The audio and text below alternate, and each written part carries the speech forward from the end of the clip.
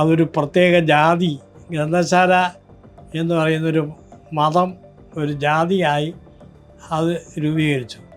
പക്ഷേ 70-ൽ PT ഭാസ്കരൻ പണിക്കർ പ്രസിഡൻ്റായി വന്ന ശേഷമാണ് അതിനകത്ത് ജനാധിപത്യ ശൈലി പ്രത്യക്ഷപ്പെട്ടത്.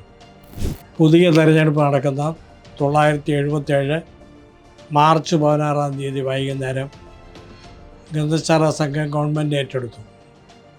കാരണം ആ ഗവൺമെൻറ് ഏറ്റെടുക്കുമ്പോൾ അതിന് പറഞ്ഞ കാരണം മിസ്മാനേജ്മെൻറ്റാണ്.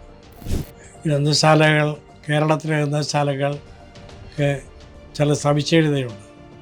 അത് ജനങ്ങൾ കെട്ടിപ്പടുത്താണ്. ജനങ്ങൾ കാശ് കൊടുത്ത് അവരുടെ വിയർപ്പ് കൊണ്ടുണ്ടാക്കിയതാണ് കേരളത്തിലെ ഗ്രന്ഥശാലകൾ.